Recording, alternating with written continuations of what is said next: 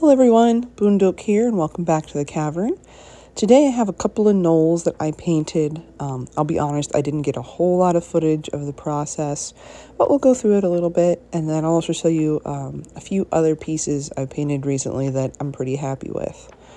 Now, I'm wondering if anybody else has the same complaint as me, but when it comes to some of these prints, right, so we got our nose here, you see the usual natural colorations.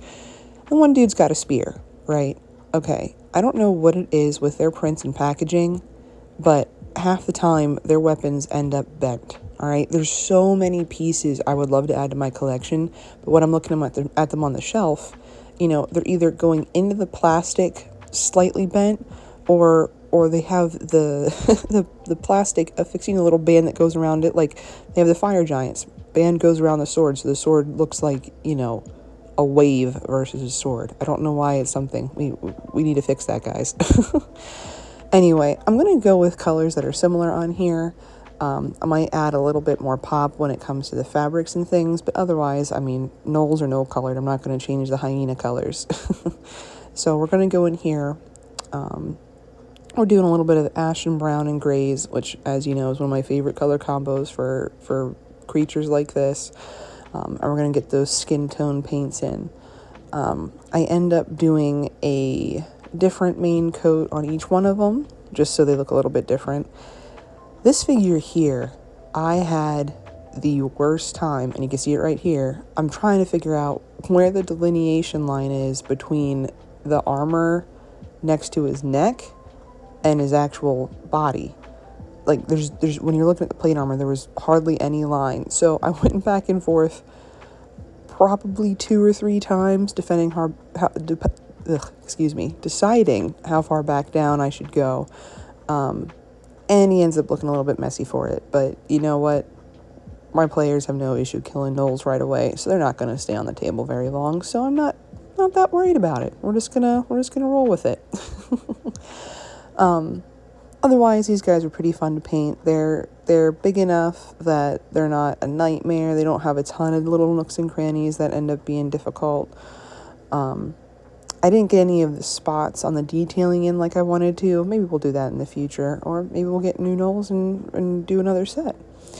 So here you can see my skin tones on them, and then I'm going to go in and complete the rest of the base layer. So the armor, the weapons, things like that.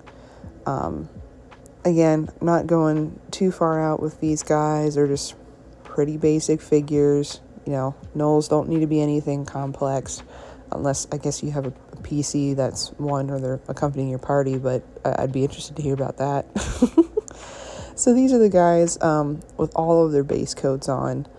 And like I said, there's a little bit of contrast, a little bit of pop, just so I think it makes them look more clean when you do something like that versus having all browns and grays and natural tones.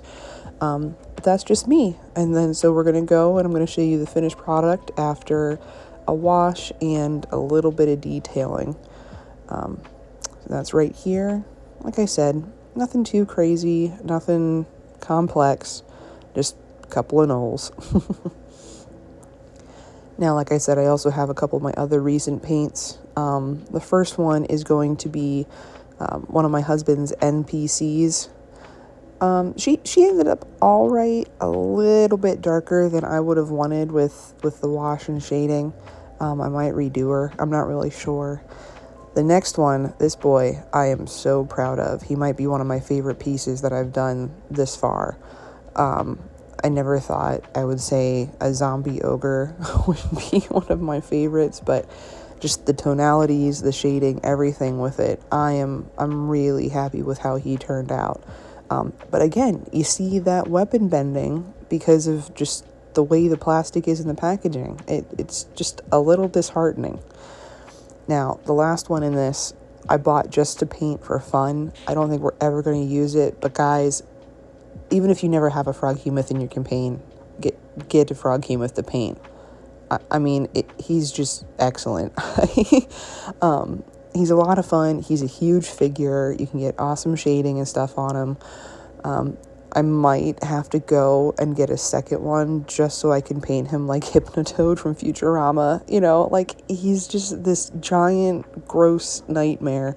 And you can start a Froghemophleg joke in your group to see if anybody will be up for fighting him. Anyway, stay tuned. Hopefully I'll have another video this weekend.